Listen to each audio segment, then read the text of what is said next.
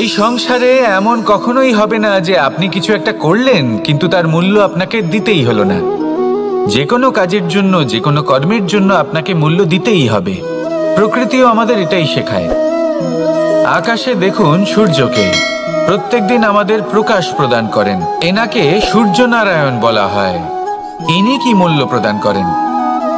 নিজে জ্বলতে থাকেন।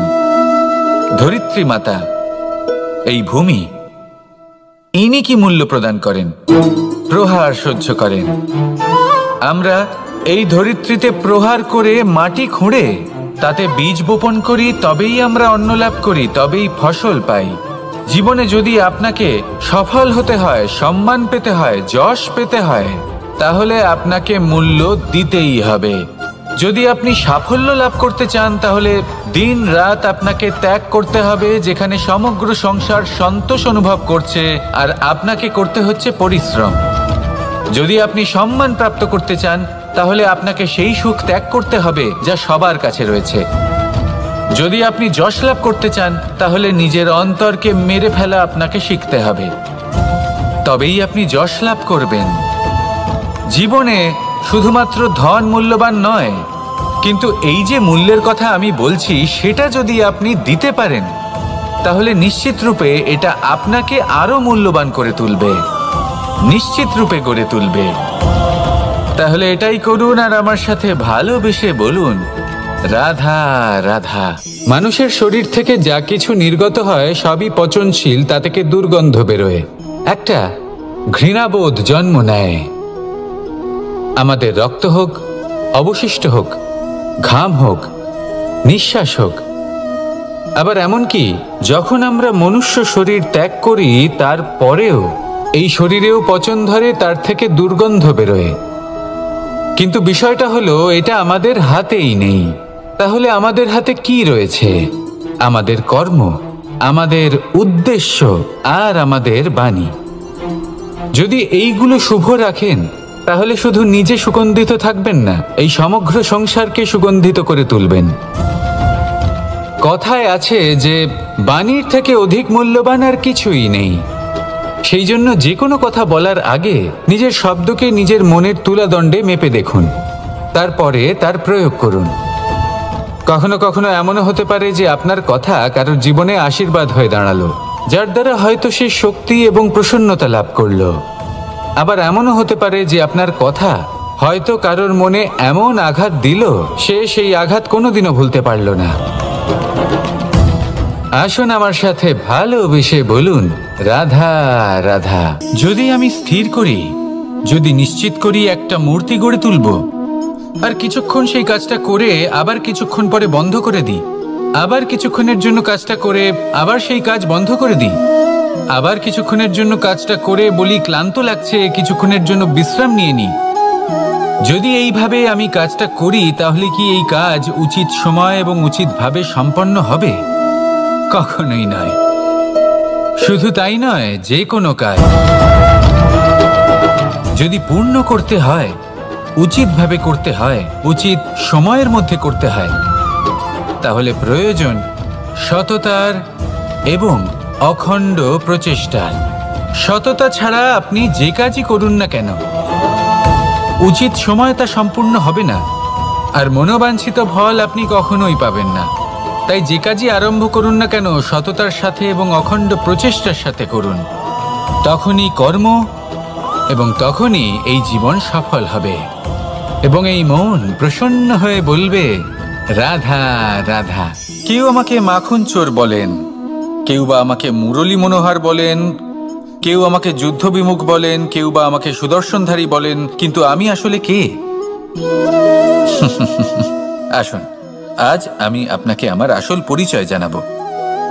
বাড়িতে সুস্বাদু মাখন থাকা সত্ত্বেও গোপীদের কাছে সুমধুর ভালোবাসাপূর্ণ বকুনি খাওয়া যে ভালোবাসে সেই হলো কৃষ্ণ। আঙুলে সুদর্শন চক্র থাকা সত্ত্বেও যে রথের লাগাম ধরে থাকবে সেই সিদ্ধান্ত নিয়েছে সেই হলো কৃষ্ণ।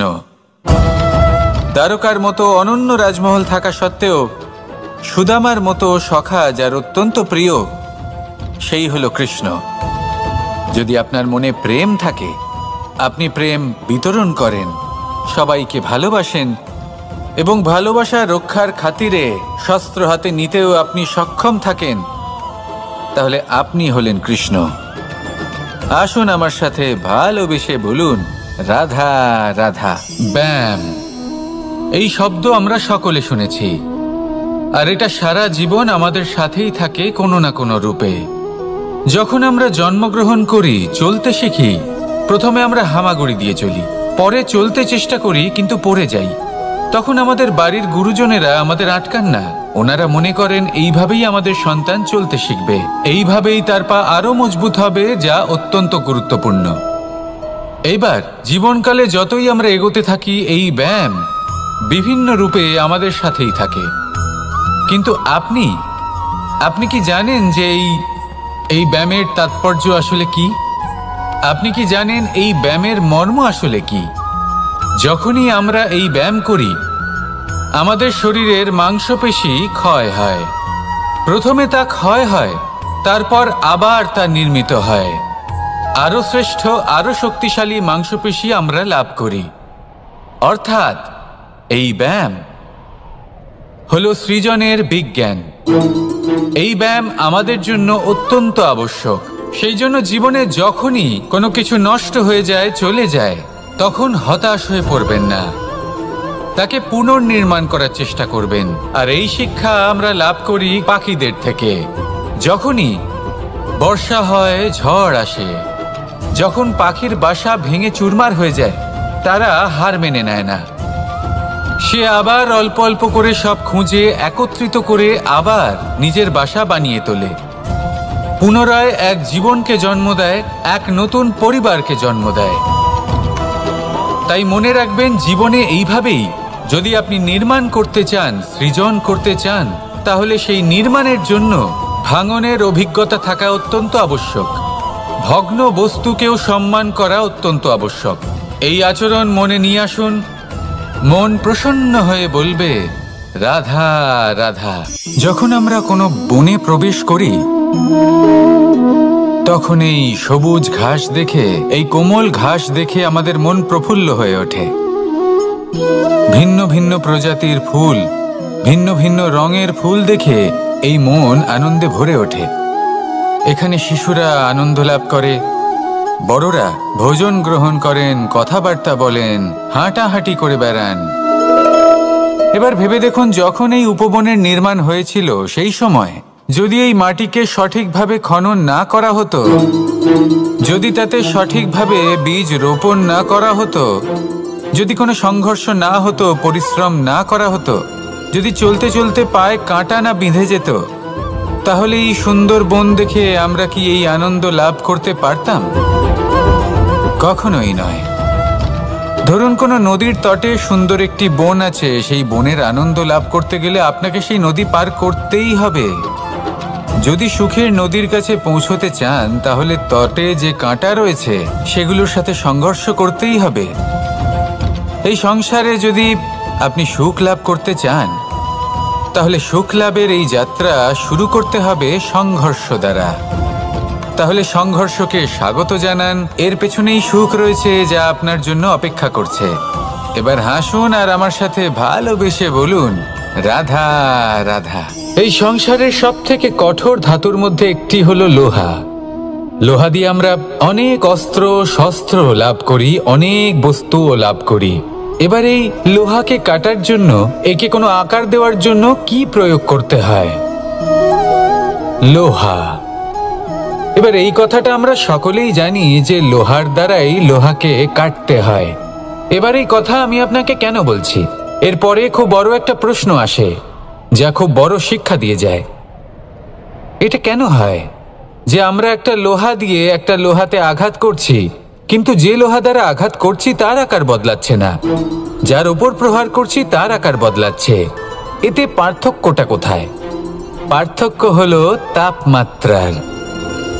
দেখুন, যে লোহাকে আমরা কাটতে চাই তার তাপমাত্রা বাড়াতে হয়, তাকে গরম করতে হয়। আর যে লোহা দ্বারা আমরা আঘাত করতে চলেছি, সেই লোহা আমাদের ঠান্ডা রাখতে হয়। অর্থাৎ ঠান্ডা লোহা গরম লোহাকে কেটে দেয়। এবার এই শিক্ষা কি আমাদের জীবনে যথেষ্ট নয়? আমাদের জীবনে অনেক সমস্যা আসতে পারে, কিন্তু আমাদের এই বিষয়ে বিশেষ খেয়াল রাখতে হবে যে আমাদের মনকে আমরা যেন ঠান্ডা রাখি, এই মস্তিষ্ককে শান্ত রাখতে হবে। যদি আমরা ক্রোধ বা ঈর্ষার আগুনে জ্বলতে থাকি, বিদ্বেষের আগুনে জ্বলতে থাকি, তাহলে আমরাও সেই লোহার মতোই হয়ে যাব যার তাপমাত্রা অত্যন্ত বেশি। তখন যে কেউ এসে আমাদের বিচ্ছিন্ন করে চলে যাবে।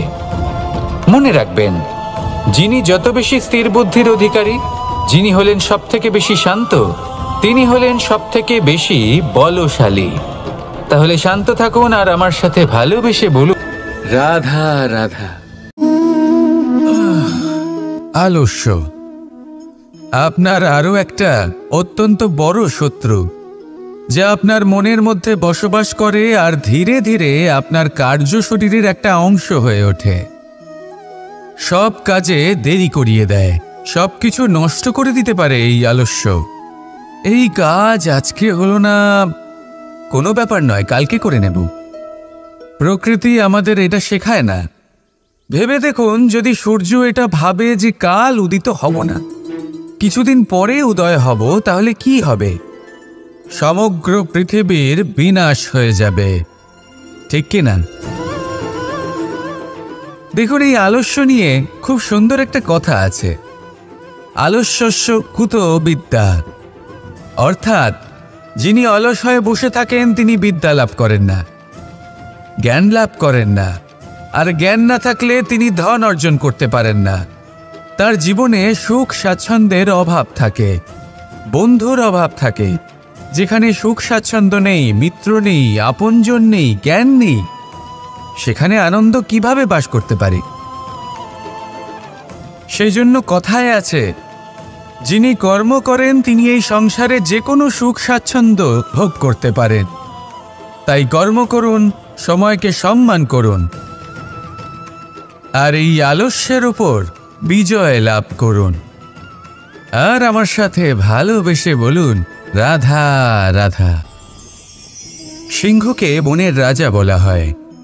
অত্যন্ত শক্তিশালী হয় সে, তার পরিবারও খুব বড় হয়।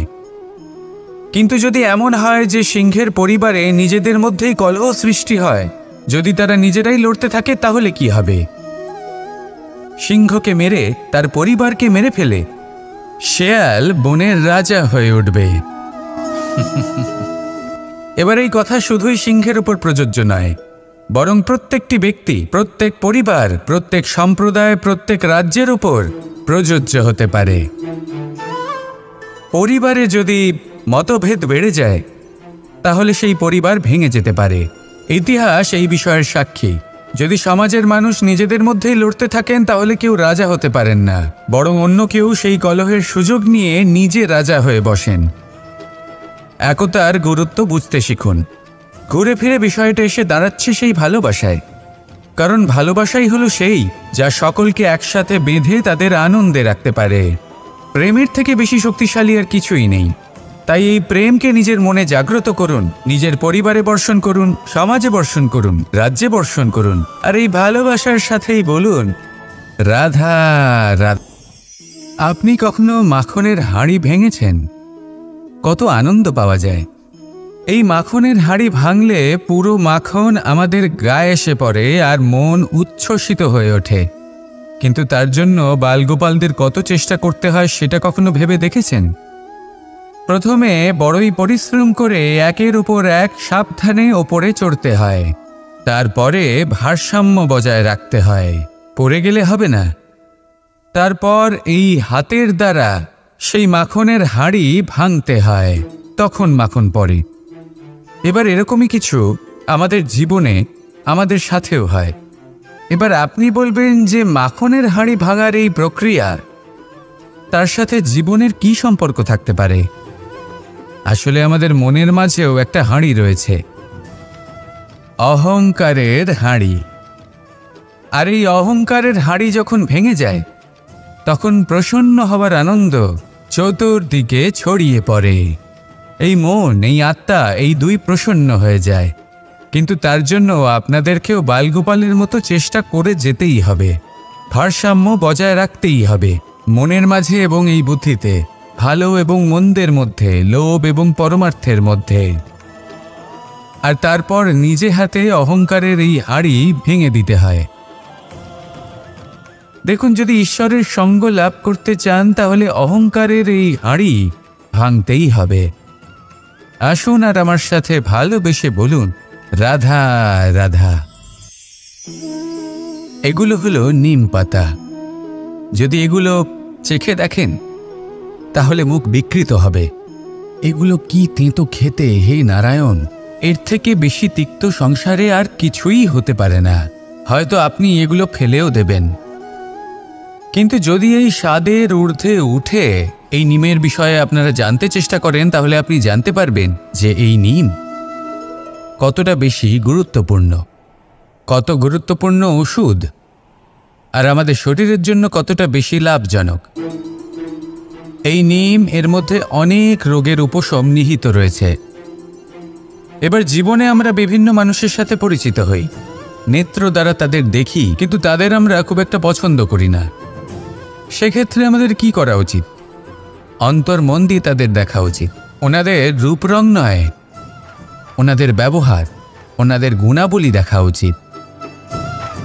কারণ হতে পারে ঠিক যেমন নিম পাতা বাস্তবে খুব তেতো কিন্তু আমাদের শরীরের পক্ষে লাভজনক, সেইভাবেই এইসব মানুষ যাদের দেখলে আমাদের ভালো লাগে না, যাদের রূপ রং আমাদের পছন্দ হয় না, হয়তো সেই মানুষগুলোই আমাদের জীবনকে পূর্ণরূপে পাল্টে দিতে পারেন। হতে পারে তাদের মধ্যে এমন ক্ষমতা রয়েছে, আমাদের সুখ, শান্তি, প্রেরণা প্রদান করতে পারেন, আমাদের দুঃখ হরণ করতে পারেন, আমাদের পথ দেখাতে পারে। সেই জন্য যখনই কোনো ব্যক্তিকে দেখবেন, চর্মচক্ষু নয়, অন্তর্মন দিয়ে দেখবেন, রূপ রং নয়, গুণাবলী দেখবেন। মানুষকে আরও ভালোভাবে বুঝতে পারবেন, আর এই মন প্রসন্ন হয়ে বলবে, রাধা রাধা।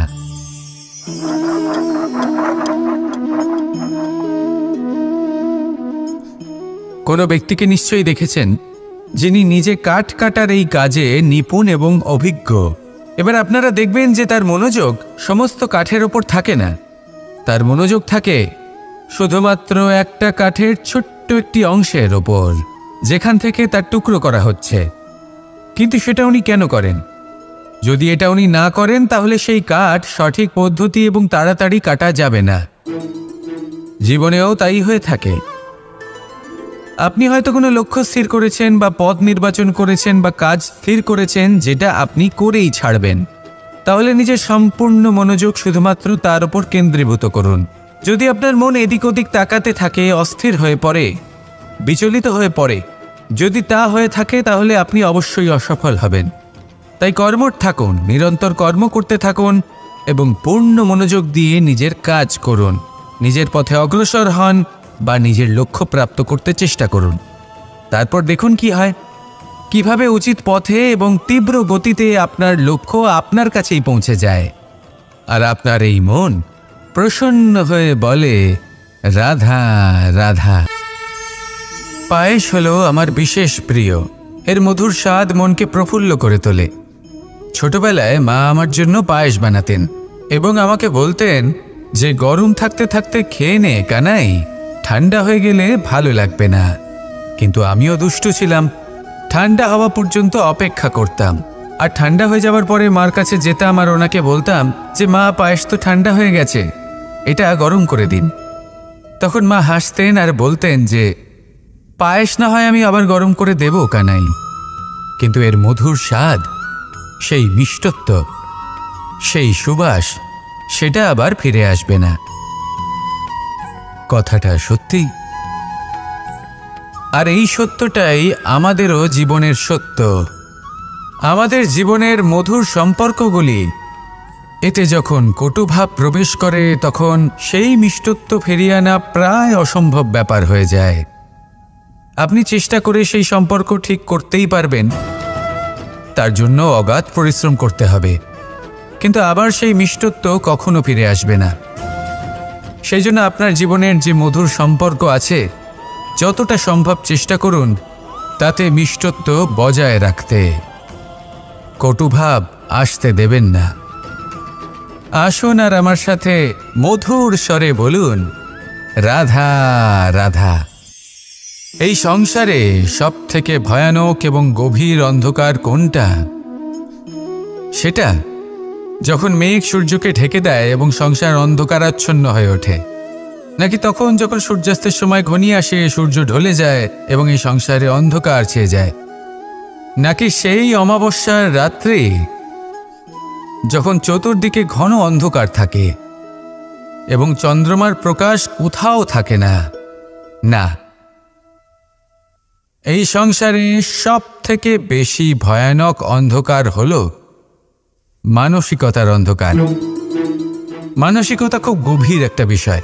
এই মানসিকতাই সত্যের রূপ ধারণ করে এবং আমাদের এই মানসিকতা এবং বিবেকে একটা সূর্য থাকে। যদি আমরা এটা জীবন থেকে বের করে ফেলি, তাহলে নিরাশা, হতাশা, অসফলতা এর এমন এক ঘন অন্ধকারে আমরা ফেঁসে যাব যে তার থেকে বাইরে বের হওয়া প্রায় অসম্ভব ব্যাপার হয়ে দাঁড়াবে। বড়ই কঠিন হয় সেই সময়। সেই জন্য ইতিবাচক মনোভাব থাকা খুব প্রয়োজনীয়। এটা ভাববেন না যে এটা আমার সাথে কেন হলো, এই সমস্যা কেন এলো, ওই ব্যক্তি আমার সাথে এটা কেন করলেন। এটা ভাবুন যে আমি জীবনে যে পরিস্থিতিতে দাঁড়িয়ে আছি তার থেকে আমি ঠিক কিভাবে বাইরে বেরোতে পারবো। যতই ঘন অন্ধকার থাকুক না কেন, খুব ছোট একটা প্রদীপের প্রকাশ আমাদের পথপ্রদর্শক হয়ে দাঁড়াতে পারে। আর আমাদের জীবনে এই ছোট্ট একটা প্রকাশ হলো আশা। এই আশার একটি কিরণ আমাদের অত্যন্ত গাঢ় অন্ধকারেও পথ দেখাতে পারে। তাই এই আশাকে সবসময় মনে প্রজ্বলিত করে রাখুন। গাঢ় থেকে গাঢ় অন্ধকারের সাথে, কঠিন থেকে কঠিনতর সমস্যার সাথে লড়াই করুন, সামনে এগিয়ে চলুন আর আমার সাথে ভালোবেসে বলুন, রাধা রাধা। মানুষ যখন জন্ম নেয় তখন তার সাথে তার জিহ্বাও জন্ম নেয়। কিছু বছর পরে তার দাঁতও ওঠে, আর বৃদ্ধ অবস্থায় এই দাঁত তার সঙ্গ ছেড়ে চলে যায়। কিন্তু জিহ্বা তখনও সঙ্গ দেয়, কারণ দাঁত কঠোর হয় কিন্তু জিহ্বা কোমল হয়। ঠিক সেরকমই আপনি আপনার অস্তিত্ব বেশি সময় অবধি অক্ষুণ্ণ রাখতে চাইলে আপনাকে জিহ্বার মতো কোমল আর নমনীয় হতে হবে, যাতে যেমনই পরিস্থিতি আপনার সম্মুখে আসুক, চড়াই আসুক বা উতরাই, দুঃখ আসুক অথবা সুখ, ক্ষতি হোক বা লাভই হোক, আপনার অস্তিত্ব যেন না ক্ষুণ্ণ হয়। কঠোর হওয়ার ফলে আপনার ভেঙে পড়ার সম্ভাবনা অনেক বেড়ে যায়। সমস্যা যেমনই হোক, দুঃখ আসুক অথবা সুখ, কোমলতার সাথে, সাহসের সাথে তার সম্মুখীন হন। রাধা রাধা। মন্থন। আমরা সবাই এটাই জানি যে অমৃত পাওয়ার জন্য সমুদ্র মন্থন করা হয়েছিল, কিন্তু এর পিছনে যে মহান উদ্দেশ্য ছিল তা বেশিরভাগ লোকই বোঝে না। আজ সেই মহান উদ্দেশ্য আমি আপনাদের বুঝিয়ে বলছি। আমাদের জীবনে এই অমৃত লাভ করার জন্য পথপ্রদর্শক হয় মন্থন। তারপরে আমরা করি প্রতিজ্ঞা, তারপর নিই প্রস্তুতি, যেটা দেবতারা আর অসুরেরা একসাথে করেছিলেন। তারপর আমরা করি চেষ্টা। বাসুকীর মুখ থেকে বিশ্বশ্বাস নির্গত হওয়া এটা প্রারম্ভিক বাধা হয়ে দাঁড়িয়েছিল, তবুও আমাদের লক্ষ্য দৃঢ় ছিল। যদিও সমুদ্র মন্থন থেকে হলাহল উঠে এলো, আমরা ভয় পাইনি, আমরা সেটার মোকাবিলা করলাম।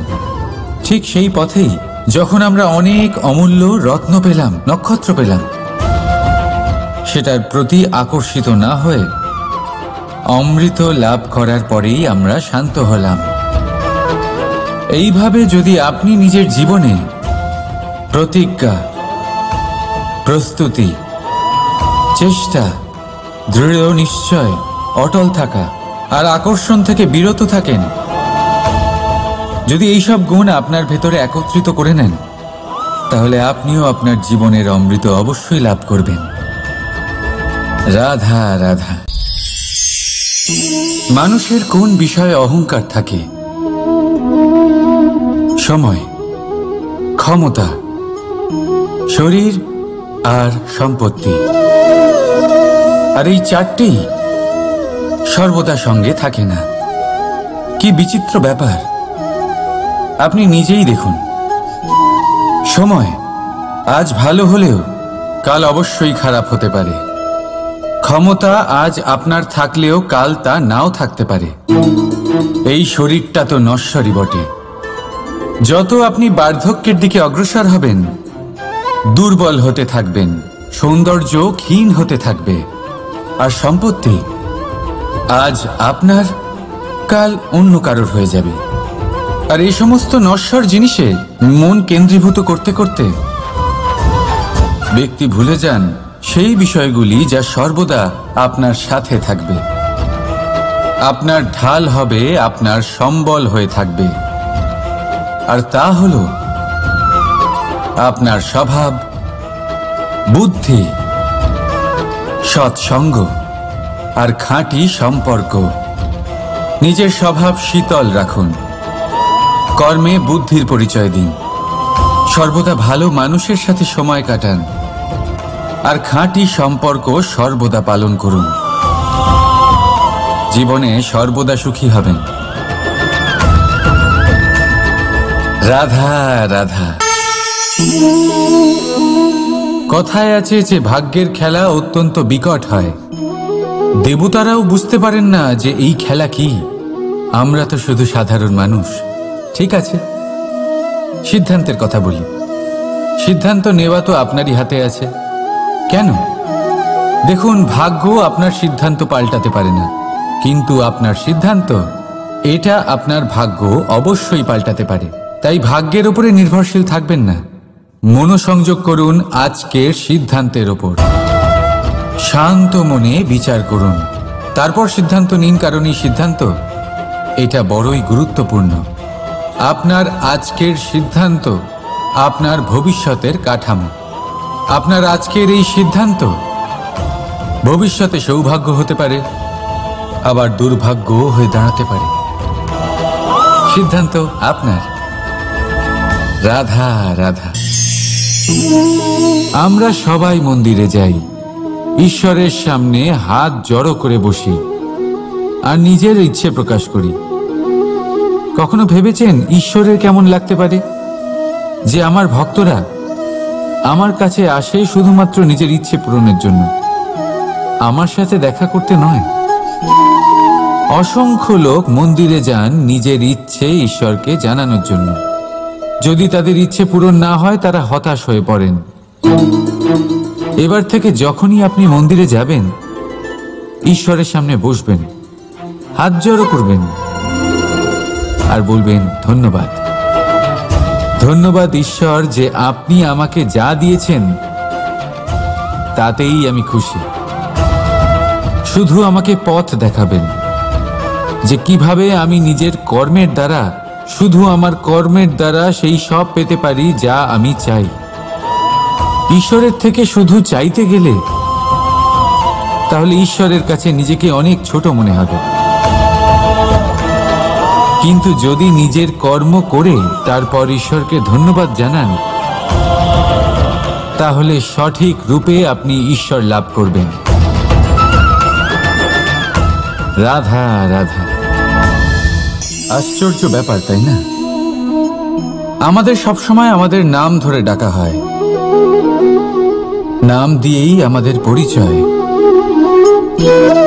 এই নামই আমাদের ইতিহাসে স্থান বানাতে আমাদের সাহায্য করে। সুনাম অর্জন করতে মানুষ কি না করে থাকে, নামে যাতে কলঙ্ক না লাগে তার জন্য মানুষ কি না করে থাকে। জীবনে আপনি যা পেয়েছেন, অর্থ, সম্পত্তি, সুখ, এই সব কিছুই নামের কাছে মূল্যহীন। নাম সর্বদা উচ্চ স্থানে থাকে।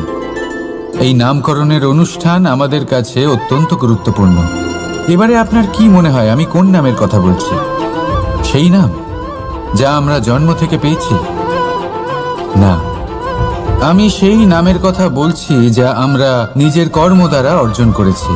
যা জন্মের সময় পেয়েছি তা মৃত্যুর সাথে চলে যাবে, কিন্তু যে নাম কর্মের দ্বারা অর্জন করেছি সেটা আমাদের অমর করবে।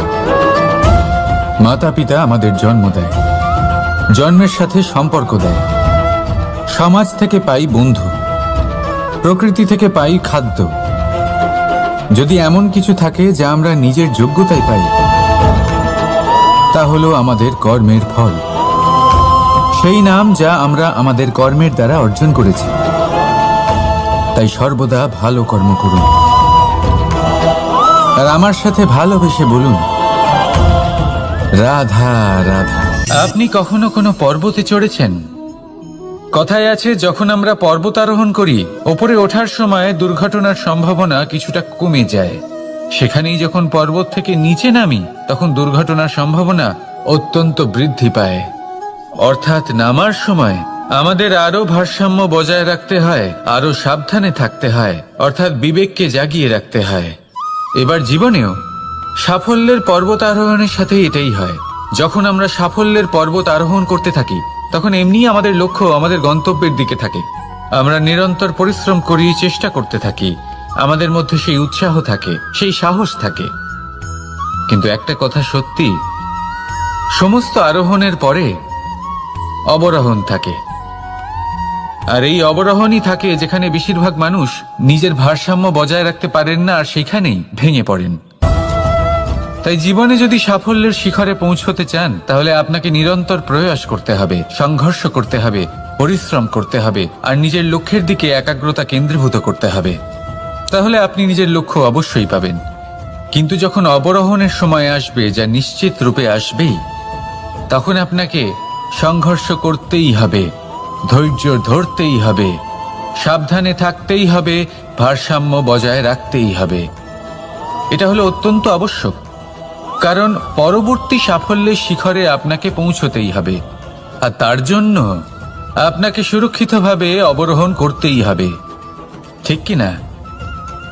আসুন আর আমার সাথে ভালোবেসে বলুন, রাধা রাধা। প্রসন্নতা এমন এক অনুভূতি যা আমরা সকলে পেতে চাই।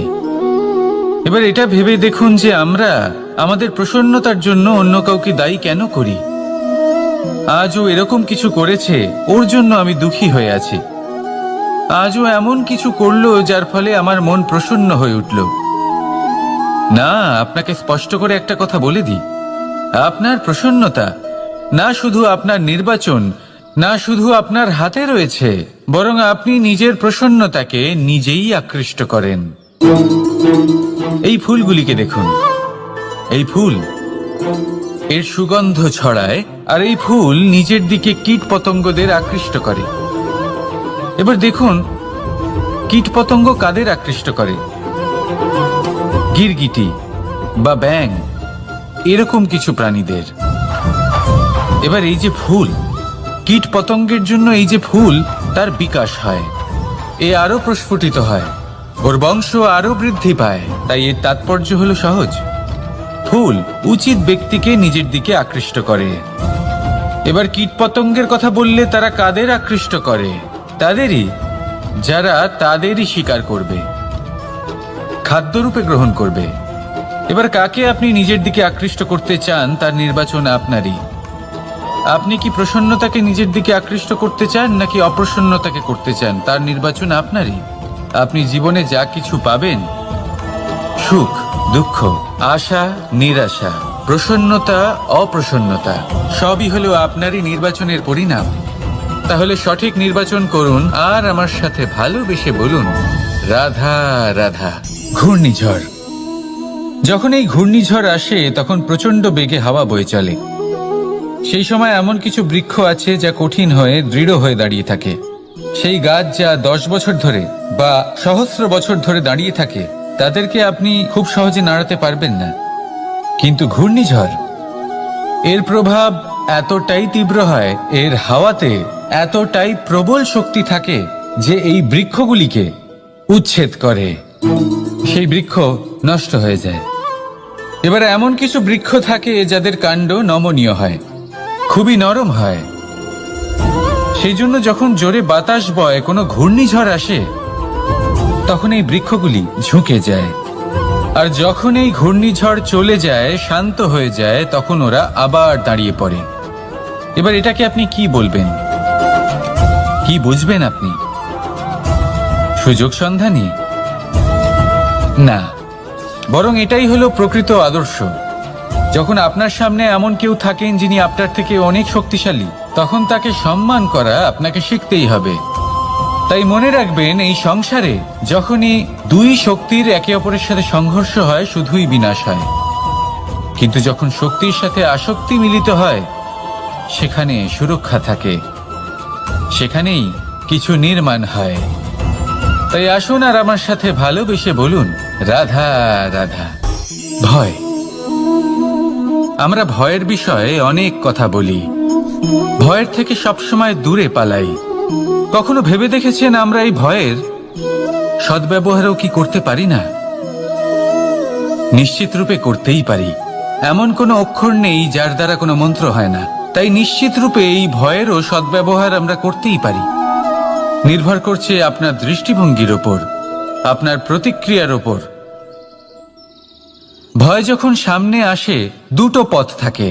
প্রথমটা হলো ভয়ভীত হয়ে চুপচাপ পালিয়ে যাওয়া, আর দ্বিতীয় পথ সেই ভয়ের সম্মুখীন হওয়া। সেই ভয়ে ডুবে গিয়ে দেখুন এমন কি আছে যা আপনাকে পিছনে টেনে রাখছে। নিজের সাহসকে জাগিয়ে তুলুন, নিজেকে আরো শক্তিশালী বানিয়ে তুলুন, নিজেকে আরো শ্রেষ্ঠ বানিয়ে তুলুন, আর আপনার সামনে যা আছে সব প্রাপ্ত করে নিন। সেই ভয়, আপনি তার থেকে পালিয়ে যেতে চান নাকি তার সম্মুখীন হয়ে নিজেকে আরো শ্রেষ্ঠ বানাতে চান? সেই চয়ন আপনারই, প্রতিক্রিয়া আপনারই, দৃষ্টিভঙ্গি আপনারই। আসুন আর আমার সাথে ভালোবেসে বলুন, রাধা রাধা। কখনো কোনো বনে আপনি আগুন লাগতে দেখেছেন? এমন ভয়ানক আগুন লাগতে পারে সমস্ত বন জ্বালিয়ে দিতে পারে। সেখানে যে বনস্পতি পাওয়া যায়, সেখান থেকে যে ঔষধি পাওয়া যায়, সব কিছু নষ্ট হয়ে যায়। যে পশু পাখি পাওয়া যায় বেশিরভাগই নিজের প্রাণ হারিয়ে ফেলে, আর যারা বাকি থাকেন তারা নির্বাসিত হন। কিন্তু কখনো ভেবে দেখেছেন এই বনে আগুন লাগে কি করে? ছোট ছোট শুকনো পাতার কারণে, শুকনো ডালের কারণে, সেইগুলো যেগুলো কখনো গাছের অংশ ছিল। সবসময় মনে রাখবেন, গাছ আমরা কুড়ুল দিয়ে কেটে থাকি, কিন্তু গাছ কখনো কুড়ুলের ডগা দিয়ে কাটা যায় না। বরং এই যে হাতলটা আছে, তাতে যে শক্তি লুকিয়ে রয়েছে, এই শক্তির দ্বারা গাছ কাটা হয়। এবার বলুন, এই যে হাতল, এ কি দিয়ে তৈরি হয়? স্বয়ং গাছের দ্বারাই। এর থেকে আপনি কি শিক্ষা পেলেন? যদি কেউ আপনজন হন, যে আপনার কোনো দরকারে লাগছেন, সেই কারণে তাকে নিজের থেকে দূরে করবেন না। যদি তার সাহায্যের প্রয়োজন হয় তাহলে তাকে সাহায্য করুন, যদি তার সঙ্গের প্রয়োজন হয় তাহলে তাকে সঙ্গ দিন। নিঃস্বার্থভাবে আপনজনদের বিকাশের পথে নিয়ে যান। নিজের স্বার্থ অনুসারে আপনজনদের নিজের জীবনে রাখবেন না। আসুন আর আমার সাথে ভালোবেসে বলুন, রাধা রাধা। জীবনে লক্ষ্য লাভ কি করে করতে হয়? কেউ বলবে বন্ধুদের সাহায্যে, কেউ বলবে প্রেমের সাহায্যে, কেউ বলবে নিরন্তর চেষ্টা করলে, কেউ বলবেন পরিশ্রম করলে, কেউ বলবেন ঈশ্বরের আশীর্বাদে, ইত্যাদি ইত্যাদি। আমি আপনাকে বুঝিয়ে বলি, এই যেমন ত্রিলোক আছে, অর্থাৎ 3 লোক আছে, যাকে সঞ্চালন করে ত্রিদেব বা 3 জন দেবতা। সেইভাবে নিজের লক্ষ্যে পৌঁছানোর জন্য 3টি ভাবের প্রয়োজন পড়ে। প্রথম ভাব হলো স্বপ্ন দেখা। আপনি যদি স্বপ্ন দেখতে শুরু না করেন তাহলে সেখানে পৌঁছতেই পারবেন না। তারপর আপনাকে দৃঢ় সংকল্প নিয়ে সেই পথ যেমনই হোক তাতে চলতে হবে। এ হলো দ্বিতীয় ভাব, দৃঢ় সংকল্প। আর তৃতীয় ভাব হলো সেই লক্ষ্যের যাত্রা পূর্ণ করার জন্য প্রতিবদ্ধ হওয়া। তাই যদি আপনি স্বপ্ন দেখতে পারেন, দৃঢ় সংকল্প দ্বারা পথ যতই কঠিন হোক না কেন তাতে চলতে পারেন, আর সেই লক্ষ্য লাভের যাত্রা পূর্ণ করার জন্য প্রতিবদ্ধ হতে পারেন, তাহলে আপনি নিশ্চিত রূপে আপনার লক্ষ্য লাভ করতে পারবেন। তাই আপনি এটাই করুন, আর আমার সাথে ভালোবেসে বলুন, রাধা রাধা। মাতা পিতার মনে সবসময় এই বাসনা বাস করে যে ওনাদের সন্তানের যেন মঙ্গল হয়। নিজের সন্তানকে সেই সবকিছু দেবার সবসময় চেষ্টা করতে থাকেন যেগুলো তারা নিজেরা নিজেদের জীবনে কখনো পেতে পারেননি। এবং এই প্রক্রিয়ায় সব থেকে গুরুত্বপূর্ণ বিষয়টি ভুলে যান, নিজের সন্তানকে সেই জিনিস দেওয়া যেটা উনি সব থেকে আগে পেয়েছেন।